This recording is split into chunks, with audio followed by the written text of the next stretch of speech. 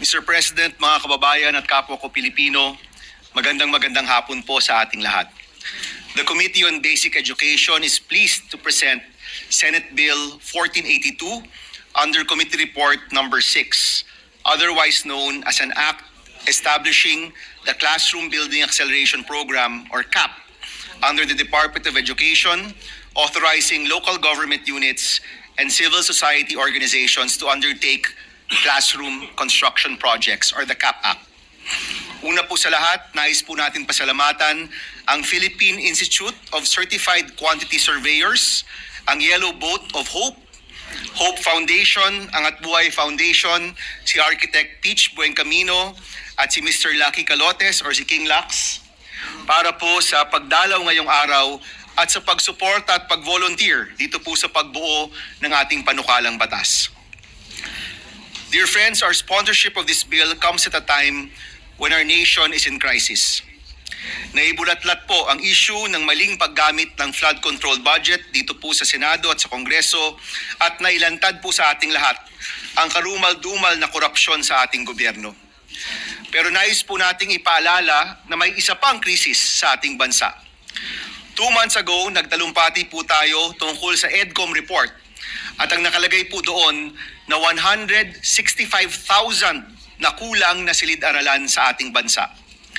Noong Oktubre, nalaman po natin sa DPWH hearing na 22 pa lang ang naitatayo ng national government.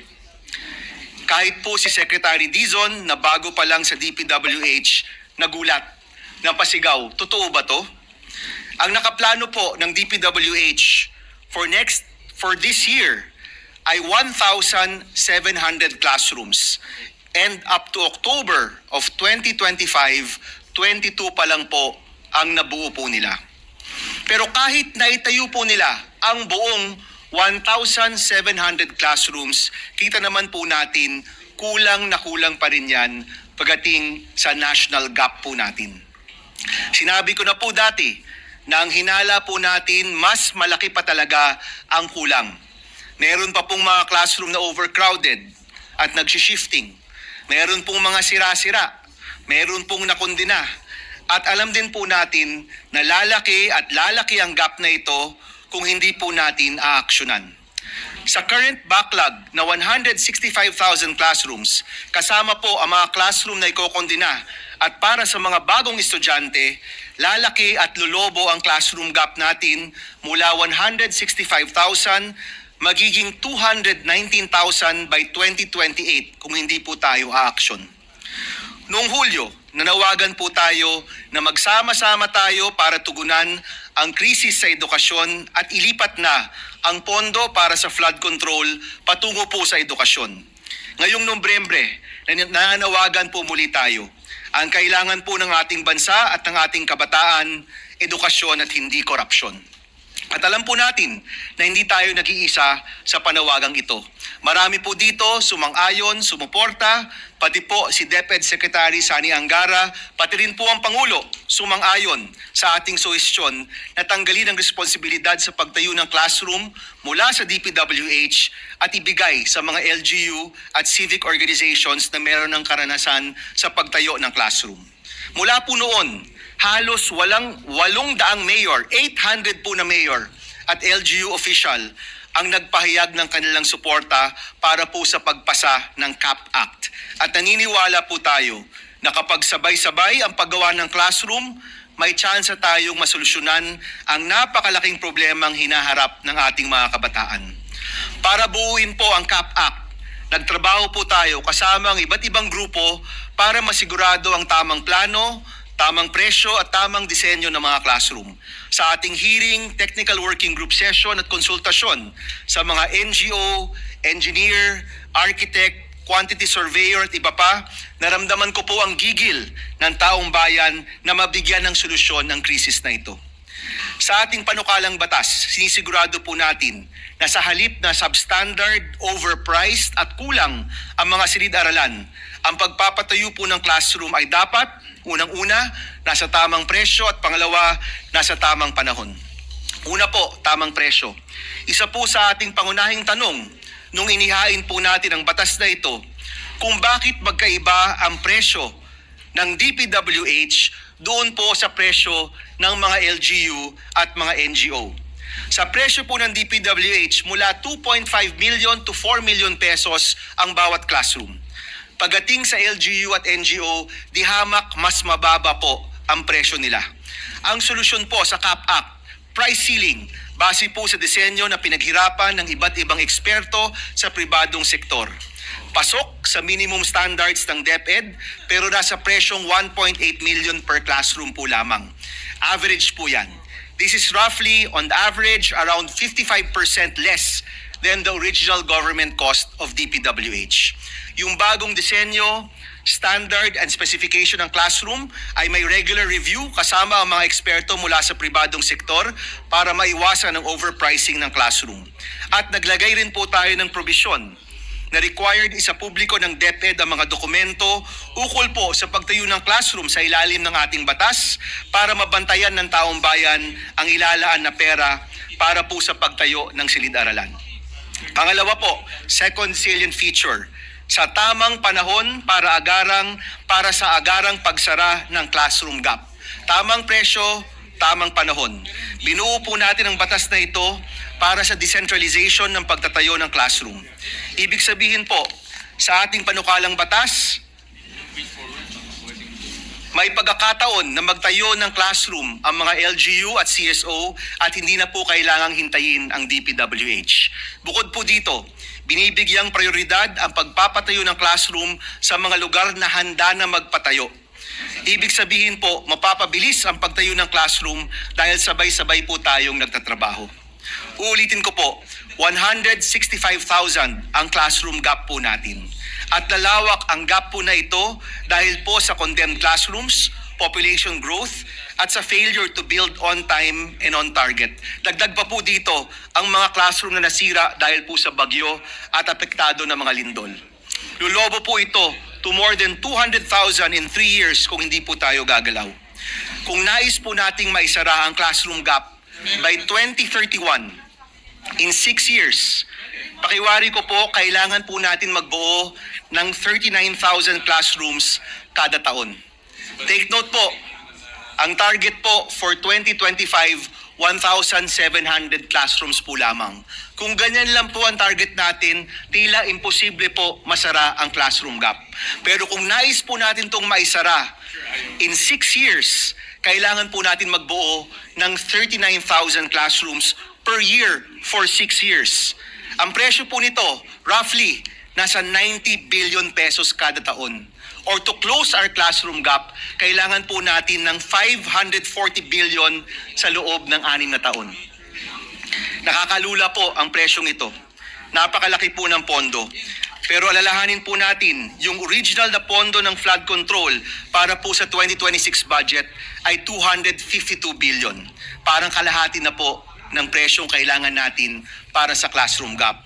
Siguro po, kung kaya nating originally mag-budget ng ganong kalaki for flood control, kaya naman po natin mag-budget ng tamang presyo para po sa classrooms ng ating kabataan. Sabi nga po, kung gusto, may paraan, kung ayaw, maraming dahilan. Yan po yung challenge na hinaharap po natin. Hindi lang po yung pagpasa ng bill na ito kung hindi tamang pagpondo ng classrooms. At natutuwa po ako na sa technical working group, mukhang sumasang-ayon naman po ang chairman of finance natin dito po sa pagtaas ng ating pondo para sa classrooms. Huwag na po tayong magpaligoy-ligoy sa pagtugon ng pangangailangan ng mga estudyanteng Pilipino. Kaya po ngayon po napapasok tayo sa 2026 budget deliberation, inaasahan po natin at inaasahan din po ng kabataang Pilipino na mapopondohan natin ng tama ang classroom sa ating bansa. Sigurado po tayo na pag lahat ng pangangailangan sa edukasyon ay nabudgetan po natin ng maayos, may pera pa po para sa mga iba pang serbisyong pampubliko. Sa laki po ng perang nawala, ganun rin po kalaki ang utang ng gobyerno sa kabataan at sa taong bayan. Sa halip na nakawin ang kinabukasan ng ating kabataan, kailangan natin magsama-sama para mamuhunan sa kanilang kinabukasan. Mr. President, mga kasama, when we first talked about the education crisis 2 months ago, sinuportahan niyo po ako dito po sa ating laban para sa dekalidad na edukasyon para sa kabataang Pilipino. Sa harap ng lahat ng pangyayari sa ating bansa, sa mga investigasyon at sa mga panawagan para sa pananagutan, naniniwala po tayo na meron pa ring espasyo para magsama-sama po tayo. At yun na po siguro ang espasyo para sa edukasyon ng kabataang Pilipino. With the passage of this bill, Mr. President, mapapabilis ang pagtayo ng classroom para sa estudyanteng Pilipino. Sa halip na dekada-dekada bago mapunuan ang classroom gap, kung aaksyon po tayo ngayon, inaasahan ko po na masasara natin ang classroom gap bago pa po gumraduate ang nasa grade 1 ngayon. Ito po yung hangad natin. Estudyanteng nakaupo sa silya, hindi po sa sahig. Paaralan na iisa lang ang shift, hindi po tatlo. Silid-aralan na matibay at maayos, hindi po kondenado. Ang hangad po natin para sa estudyanteng Pilipino, silid-aralan na huhubog ng mga galing, pangarap at pagkabayani ng kabataang Pilipino. May utang po tayo sa kabataang Pilipino, Mr. President. Huwag po nating hayaang lumaki pa ito. Maraming salamat po sa inyong lahat. Thank you, Mr. President. Thank you, distinguished Majority Leader. Distinguished colleagues, I rise today to co-sponsor Senate Bill number 1482, the Classroom Building Acceleration Program of our esteemed colleague, Senator Bam Aquino. Sunod-sunod, kaliwat kanan ang mga lindol at bagyo. Winasak ang maraming silid-aralan sa iba't ibang bahagi ng ating bansa. Malinaw na malinaw, kailangang apurahin ang muling pagpapatayo at pagpapalawak ng ating public education infrastructure. Sa maraming bahagi ng Luzon at Visayas, dahil sa nakaraang malakas na bagyo, nadurog ang simbolo ng pag-asa at pagkatuto ang ating mga silid-aralan. Noong bagyong Tino, mahigit 2,000 silid-aralan ang tinamaan at halos 400 ang ganap na nawasak. Libo-libong mga mag-aaral ang nag-aaral ngayon sa mga pansamantalang silungan. Sa gitna ng kaguluhan at kawalan ng katiyakan, ang mga guro naman araw-araw nagpupumilit lumikha ng isang ligtas na kanlungan para sa kanilang mga mag-aaral.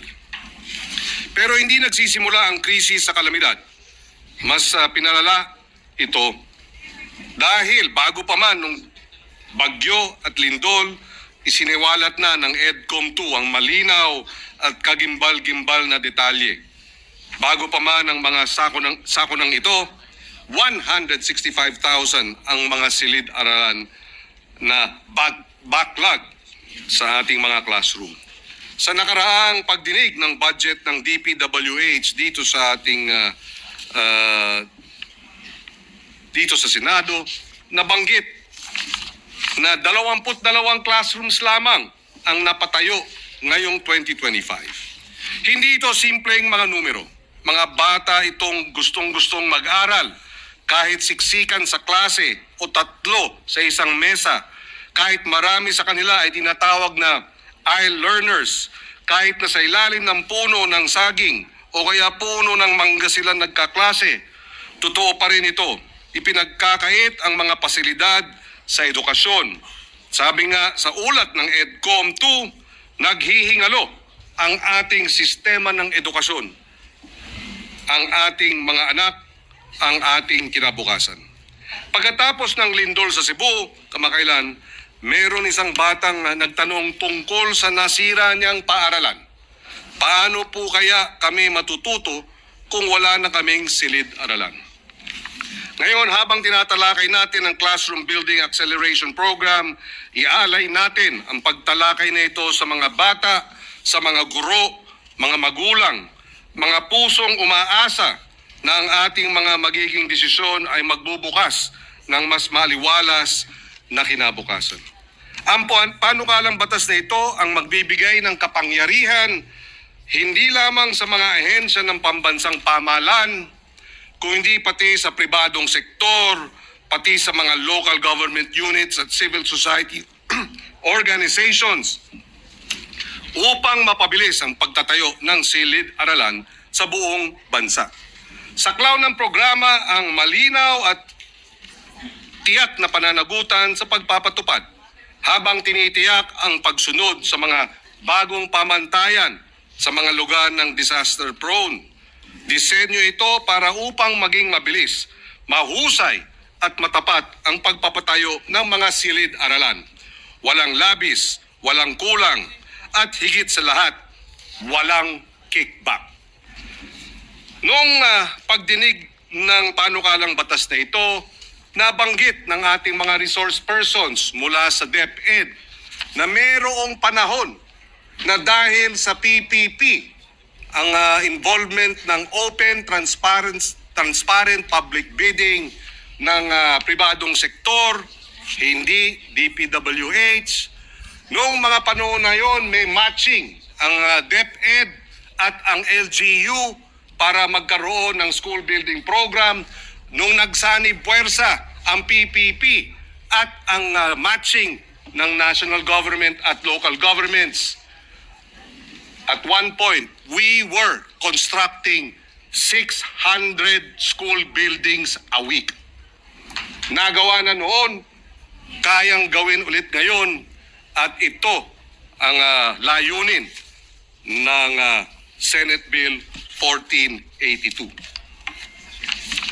Ito ang pangako natin. Walang bata ang dapat mawalan ng kinabukasan dahil lang sa nililipad o gumuguhong bubong.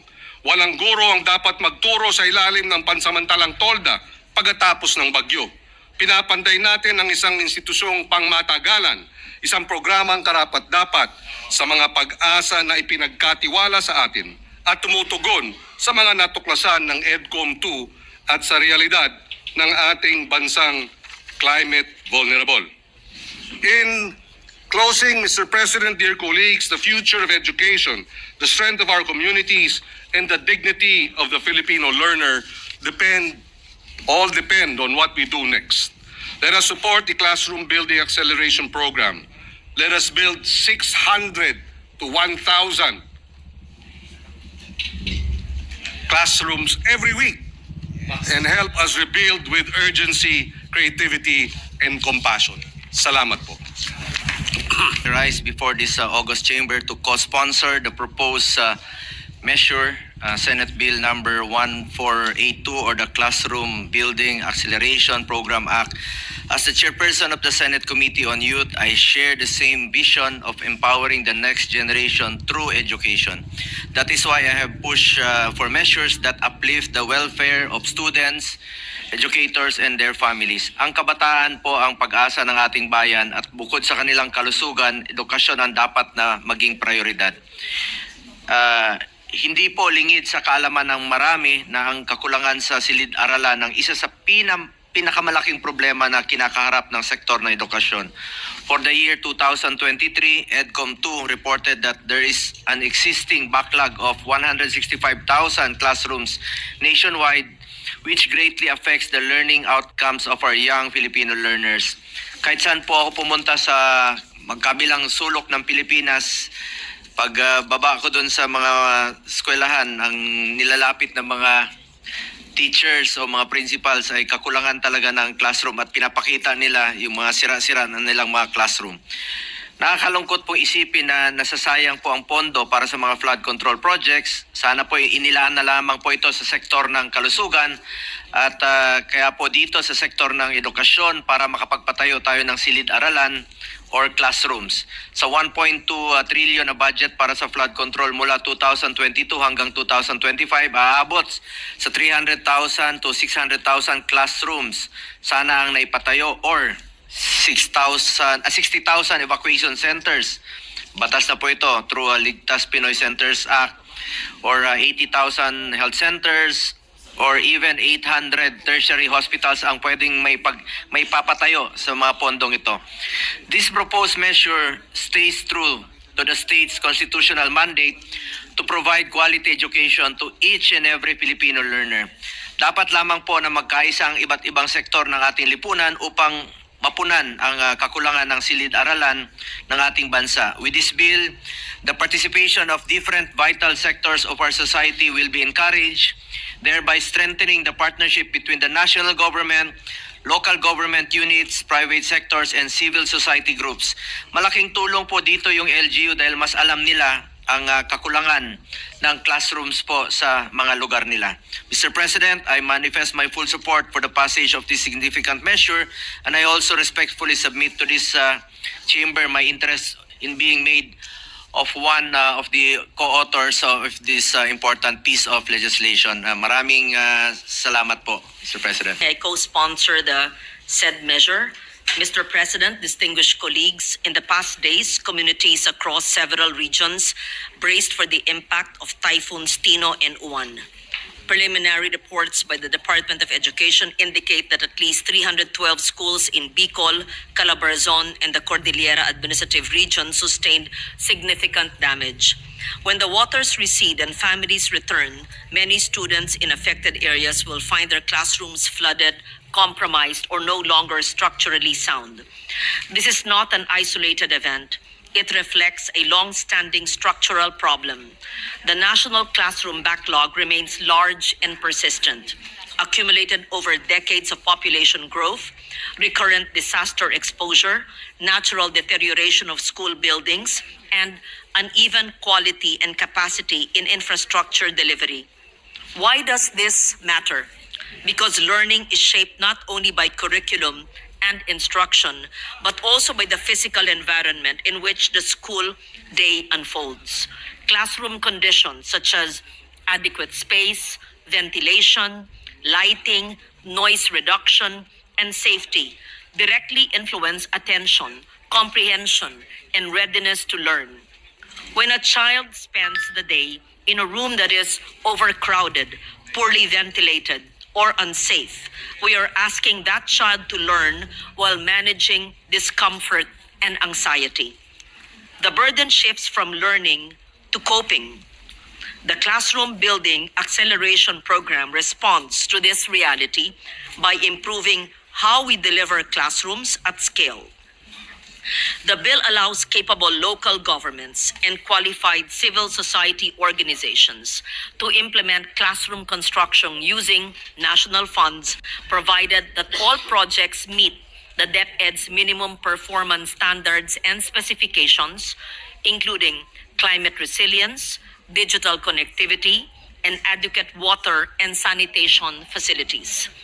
A program management office within DepEd will review proposals, ensure technical quality, and maintain transparency throughout procurement and implementation.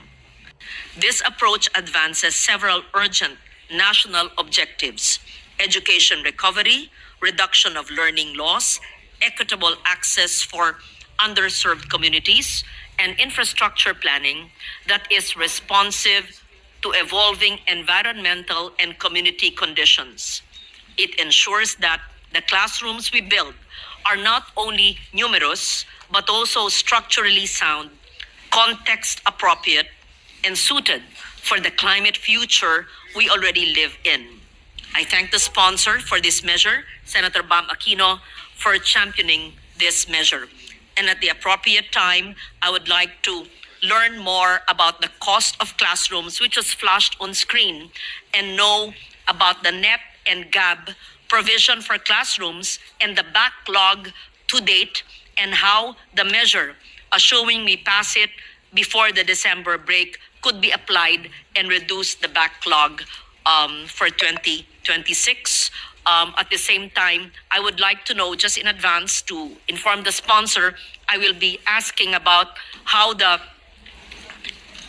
divisions or the allocation for classrooms in every region, province, and district is allocated based on the NEP, seeing the lack of equitable distribution and the lack of parity, having reviewed the NEP revised and the GAB for 2026. Thank you, Mr. President. Maraming salamat po, Ginoong Pangulo, at sa ating pinunong mayurya. A'udhu billahi minasyaitanir rajim, bismillahirrahmanirrahim. Mga mahal kong kasama, Ginoong Pangulo, ang aking pagbisita sa mga paaralan mula Tawi-Tawi hanggang Apare Paulit-ulit ko pong nakikita ang kakulangan sa silid-aralan. Mga batang nagsisiksikan, mga tumutulong kesame, at mga pasilyong ginawa ng classrooms dahil sa kakulangan ng espasyo. Kaya naman po tumatayo ako ngayon upang buong dangal na i-co-sponsor ang Classroom Building Acceleration Program na isinusulong ng aking kapatid sa paglilingkod, Senador Bam Aquino.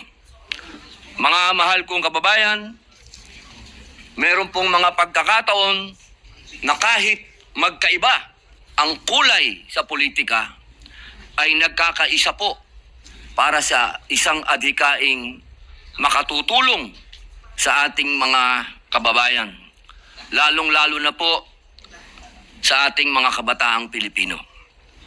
Batid naman po nating lahat sa maraming pagkakataon na tayo po ay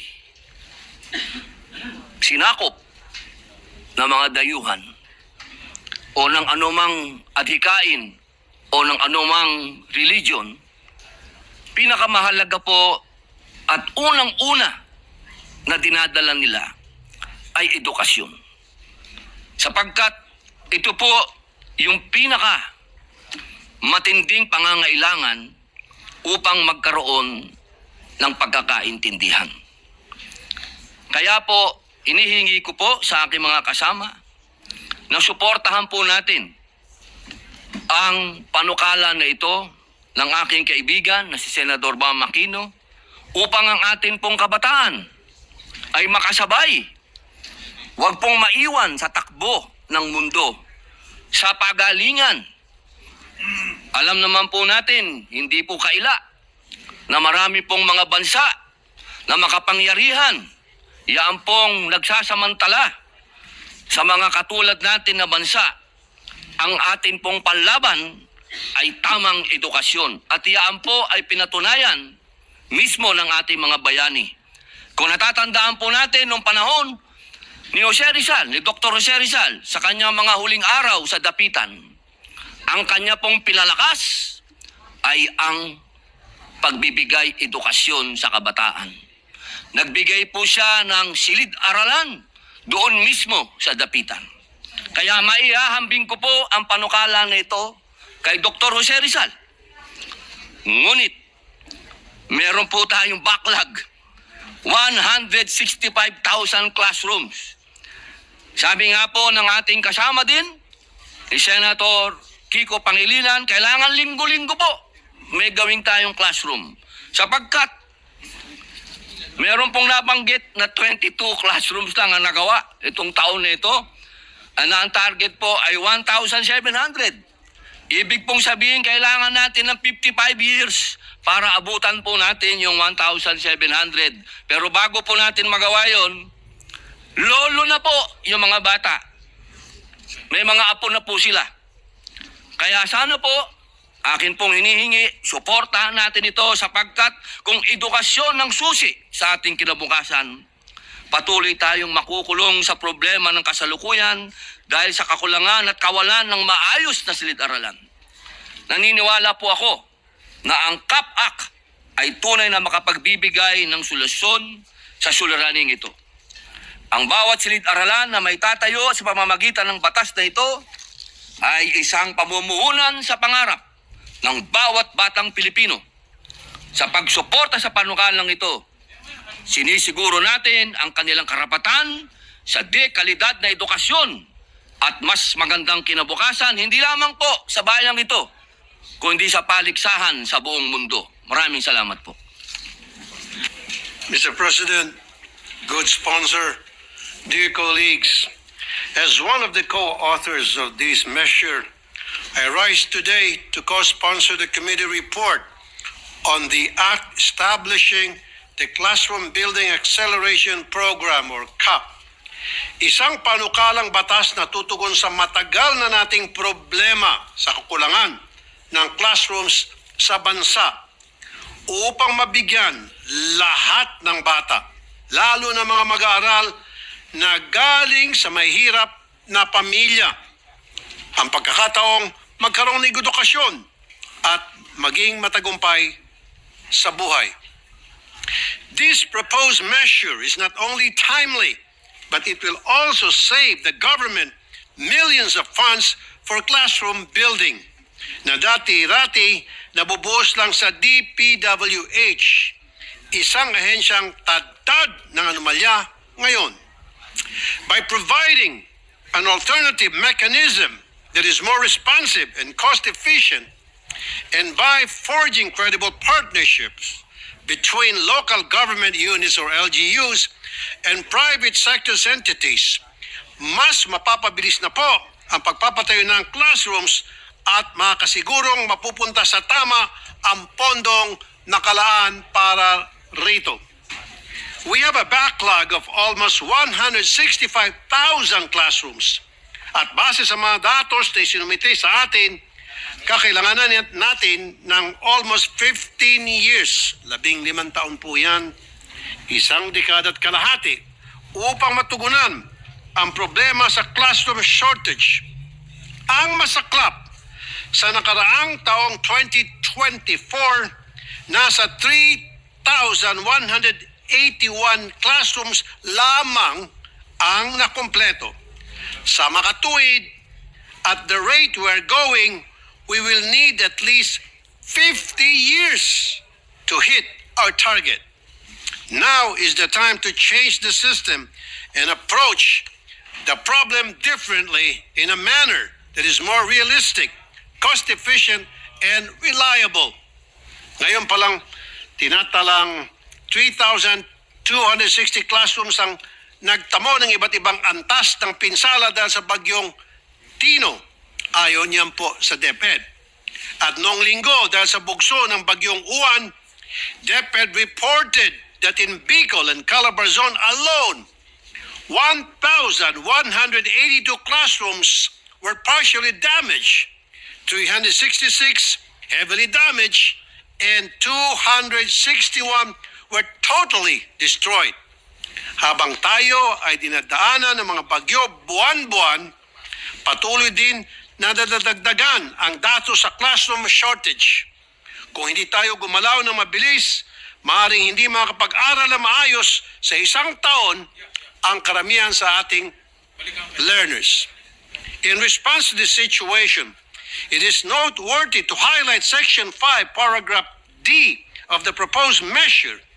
Schools located in high-risk or disaster-prone areas, such as those vulnerable to flooding, earthquake, or other similar calamities, and those reliant on temporary learning spaces, shall be prioritized under this program. Isa lamang ito sa mga magagandang probisyon ng panukalang batas na mabibigyan solusyon sa problema ng classrooms sa panahon ng kalamidad. Excuse me. I welcome the proposed partnerships between LGUs and NGOs upang agad matugunan ang problema ng classroom shortage under the able guidance and authority of the DepEd, na siya naman talagang nakakaalam kung ano talaga ang kailangan at naangkop sa mga mag-aaral ng iba't ibang lugar sa Pilipinas. Under this bill, DepEd minimum performance standards and specification will ensure that classrooms shall be built taking into serious consideration all relevant factors like topography, climate conditions of a given area, digital connectivity, and access to transportation, such that these projects are structurally sound, and given that schools are also being used as evacuation centers during calamities. At huli sa lahat, napapanahon na magkaroon ng funding ang cost ceilings sa mga gastusin sa construction ng classroom. Under this bill, funds for projects under this measure shall not be bloated and wasted. Tama na yung mga kumikita sa mga construction projects. Mr. President, education is the cornerstone of national development, social stability, and economic progress. Hence, it is imperative to strengthen our educational system by building these much-needed classrooms at the soonest possible time. Kaya nagpapasalamat po ako kay Senator Bam Aquino, the chairperson of the Committee on Basic Education, for prioritizing this concern. With the passage of this bill, nakaasa tayo na mas marami ng batang Pilipino ang makapasok at makapag-aral sa mga susunod na taon. Again, maraming salamat kay Senator Bam Aquino sa pag-sponsor ng napakagandang bill na ito. Thank you, Mr. President. I'd like to just put into the records, Mr. President, that we would like to commend and congratulate our chairperson, Senator Bam Aquino, to having sponsored this Classroom Building Acceleration Program Act. Through the years, Mr. President, Senator Bam has remained steadfast in his cause and consistent in his advocacy for quality education. We have shared so many landmark legislations such as Universal Access to Quality Tertiary Education, Philippine Qualifications Act, a Framework Act, and others. And thus, as a fellow champion for quality education, as one of the co-authors of this measure, we fully support the passage of the CAP Act.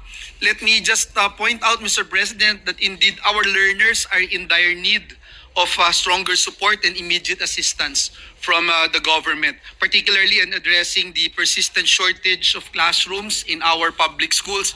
I remember, Mr. President, when we were told that there's only about 1,700 classrooms na target for the year 2025, naliitan po tayo. Pero nung marinig natin kay Secretary Vince na 22 lamang yung silid-aralan, talagang mas lalo po tayong nanlumo.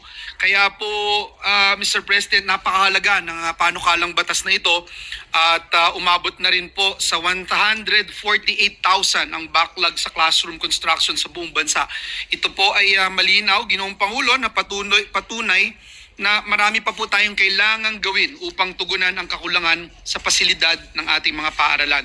Sa pamamagitan po ng panukalang ito, ipinapakita natin ang ating pagtutok at pagmamalasakit sa kinabukasan ng ating kabataan. Umaasa po tayo na sa bisa ng CAP Act, tuluyan ng maiibsan ang backlog sa pagpapatayo ng mga silid-aralan at mapapabilis ang implementasyon ng mga proyektong pang-edukasyon sa buong bansa.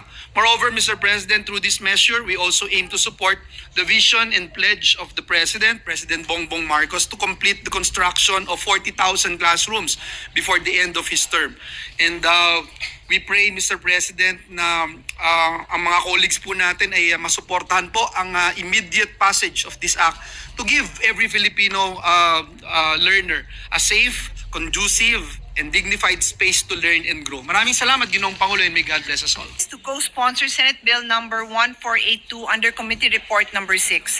This bill seeks to address the country's classroom shortage by authorizing eligible LGUs and the civil society organizations to implement classroom construction projects using government funds complementing existing DepEd infrastructure programs. The shortage of classrooms have been a perennial problem in our education system, and I have long advocated for the acceleration of classroom constructions. In 2022, as the Senior Vice Chair of the Committee on Finance handling the budget of education, I presented data during our DBCC briefing on classroom shortage. The classroom shortage was then 127. Can I wait for the slide to be shown? The classroom shortage was then 127,039. The budget needed to build these classrooms was 317 billion. The budget allotted in the NEP was only 5.92 billion. So from 317 needed, 5.92 billion. And with this budget, it would take us 60 years to fill the gap. My bold proposal then at the start of this administration was to consider closing the classroom gap by budgeting 52 billion per year. Sounds like a lot, right? But nowadays, we know that 52 billion can be produced pag kailangan pala. At mukhang mas madali kung may mali siya. Sorry, I had to say that as part of this speech because that's how people understand these numbers these days.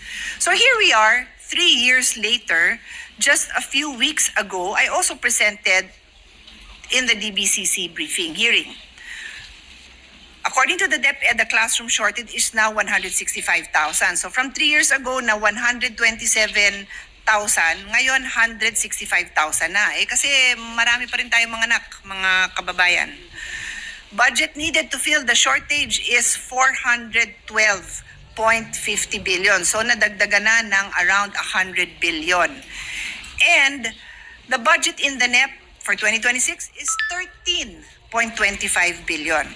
So with this year's budget and with a cost of 2.5 million per classroom, only 5,300 classrooms will be built. I will repeat. What is needed is 165,000, and what will be built based on this year's budget is 5,300 classrooms. With a similar budget, it will take more than 31 years to fill the gap. This shortage means that millions of Filipino students continue to study in congested, makeshift, or unsafe learning conditions that hinder learning outcomes. To repeat, and I just would like to emphasize this, in 2023, the budget for classrooms in the GAA was 15.60 billion. This is the General Appropriations Act. In 2024, it was 24.70 billion. And in 2025, it was 13.25 billion. So barely a sliver of what was needed. As chairperson of the Committee on Sustainable Development Goals, Innovation and Futures Thinking, I foresaw the opportunity the pandemic presented and the shift to online classes. While our students were at home, I proposed that we take advantage of that period and push for school building, repairs, and rehabilitation. However, our studies revealed that there was low utilization of funds by the DPWH, many other problems including lack of preparation of the land, lack of buildable space in the most congested areas where the classrooms were most needed. These issues continued through the years. It was a missed opportunity, Mr. President, because that would have been the perfect time to address our classroom backlog, an effort that could have significantly reduced the numbers we are grappling with today. As Senior Vice Chairperson of the Committee on Finance that handles the budget of DepEd, that has handled the budget of DepEd for 6 years, our committee was able to assess how we could allocate more resources toward classroom construction. We pushed for the augmentation of the budget for classroom construction, repairs, and rehabilitations. In the NEP, we had allocations for budget repairs that were not fully funded, and we felt that these were very low-hanging fruits because it would take less to repair these classrooms. As mentioned earlier, we had consistently pointed out that with a limited budget under the Basic Education Facility Fund, it would take years for this gap to be addressed. Recognizing that many existing school buildings are already in disrepair, we also advocated for more rehabilitation and retrofitting. In several budget deliberations, we emphasized the need for climate-resilient school infrastructure, facilities that are safe, inclusive, and conducive to learning for all students. Closing the gap in the classroom shortage helps us achieve the following sustainable development goals, particularly SDG 1, no poverty, SDG 3, good health and well-being, SDG 4, quality education, SDG 6, clean water and sanitation, SDG 8, decent work and economic growth, SDG 9, industry, innovation, infrastructure, SDG 10, reduce inequalities, SDG 11, sustainable cities and communities. By accelerating the classroom construction, we are not only investing in building, we are investing in human capital and in the learning environment that nurtures the next generation. This program must not only fill present gaps, but it must also anticipate the future of learning. That means classrooms designed for blended learning, for energy efficiency, and for climate adaptation, especially in flood or typhoon-prone areas. We'd like to thank our chairperson, Senator Bam Aquino, for prioritizing this bill. Let us make the classroom building acceleration program not just a response to a backlog, but a vision for the future of Philippine education. Thank you, Mr. President. Let me congratulate and commend Senator Bam Aquino for coming up with this very novel but very timely concept. Nasabi ho ni Senator Pia na talagang napakalaki po ang backlog natin sa classrooms. 160,000 ang kailangan natin para mahabol lang yung backlog natin sa classrooms. And that will cost approximately about 400 billion pesos. So kahit na mayroon tayong 400 billion pesos, Mr. President, hindi naman may implement kaagad because of absorptive capacity of the Department of Education. So the CAP program will liberalize the implementation of classrooms in our country, allowing local governments to build classrooms all at the same time. Yun po yung maganda dito. Pwedeng sabay-sabay ho nagko-construct ang mga local government units para sabay-sabay rin natatapos. They can also tap the private sector to build dahil nakita ho natin sa hearing na mas mura ang private sector pagko-construct ng mga classrooms, so we can tap CSO, and we can also come up with innovative modalities such as PPP para pumahabol natin yung 165,000 na backlog natin. So Mr. President, let me again thank and congratulate our chairman of the Basic Education Committee for coming up with this very timely concept. And a more extensive co-sponsorship speech will be submitted to the body to be inserted into the records, Mr. Chairman. Thank you. As co-sponsor of Senate Bill number 1482, under Committee Report number 6, which seeks to establish the Classroom Building Acceleration Program, or CAP, under the Department of Education. Nung ako po ay bumoto noong nakarang eleksyon, isa sa mga hindi ko po makakalimutan ay ang kalunos-lunos na kalagayan po ng ating mga silid-aralan. Mainit, siksikan, at minsan pa ay kulang sa upuan.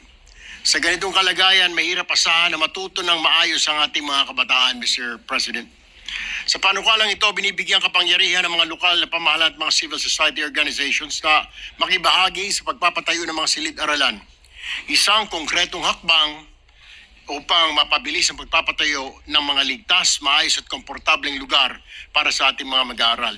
Naniniwala po ako, Mr. President, na sa tulong ng programang ito, mas mabilis na maihatid ang dekalidad na edukasyon, hindi lamang po sa salita, kundi sa mismong pisikal na espasyo kung saan nagsisimula ang kanilang mga pangarap.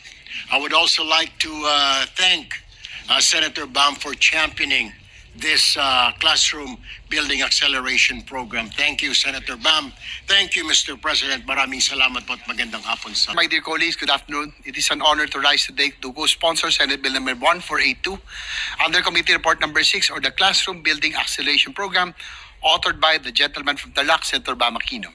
Batid po natin na sa kasalukuyan, isa sa pinamabigat na suliranin kinakaharap ng ating bansa sa sektor ng edukasyon ay ang malaking kakulangan sa silid-aralan ng ating mga pampublikong paaralan. This shortage directly affects the quality of learning and the dignity of our students and teachers alike.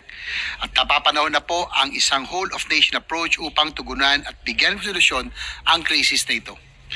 Recognizing the magnitude of a classroom backlog, we acknowledge the necessity of forging stronger partnerships with the local government units and the private sector to expedite classroom construction nationwide. Through the implementation of the Classroom Building Acceleration Program, we aim to intensify, coordinate the efforts, and mobilize additional resources to ensure the timely delivery of adequate and quality learning spaces for all students. Pinasasalamatan natin si Senator Bam for championing the bill that seeks to address the glaring shortage of classrooms in the country. You have our full and unwavering support in ensuring that this vital legislative measure is passed into law as soon as possible. Kaugnay nito, patuloy din po nating isinusulong ngayong 20th Congress ang Senate Bill number 2 o tinatawag na Master Plan for Infrastructure and National Development Act. Layunin ng panukalang ito na magtakda ng isang pangmatagalang bisyon at strategiya para sa infrastruktura upang masiguro na mga pangunahing social structures kagaya ng mga silid-aralan at iba pang pasilidad pang-edukasyon ay bahagi ng isang maayos na master plan na itataguyod ng tuloy-tuloy tungo sa pag-unlad sa mga susunod na henerasyon. Mr. President, for every classroom that we build, we also build opportunities. We open doors for learning, growth, and hope. Providing access to education is one of the greatest equalizers of society. At kapag may maayos na mga silid-aralan, may pantay na pagkakataon ng bawat Pilipino na abutin ang kanilang pangarap at makapag-ambag sa pag-unlad ng ating bansa. Mr. President, sa pagpasa natin ng panukalang ito, sabay-sabay tayong nagtatanim ng pag-asa at isang mas maginhawang bukas para sa minamahal na Pilipinas. With the permission of the sponsor, this representation would like also to be co-author of the bill. Thank you, Mr. President. Thank you. Majority Leader. Mr. President, Senators Mark Villar and Jigo Estrada would like to insert to the records their co-sponsorship speech for Senate Bill number 1482. So inserted into the records. Mr. President, I move that we suspend consideration of Senate Bill number 1482. You know, with the number of sponsors and co-authors of this measure, it might as well pass it today. But nevertheless, because we have to follow the rules, we will have to suspend consideration and approve it afterwards. Yes, Senator Bamakino is recognized. Before I act on the motion, Yes, Mr. President, I'd just like to thank our colleagues sa napakarami pong sumusuporta. Maraming salamat po. Alam ko pong maraming sumusuporta, hindi ko po ina-expect na marami po mag-co-sponsor at co-author. Thank you so much to our dear colleagues, and I hope this can be one of the measures where we can work together for the Filipino youth and the Filipino people. Salamat po. well, I have good news for you. Senate Bill 1482, establishing the Classroom Building Acceleration Program, of which you are the principal author of and sponsor, is included in the LEDAC. So even the palace is backing up your bill. So the LEDAC priority list, it's included there. So congratulations.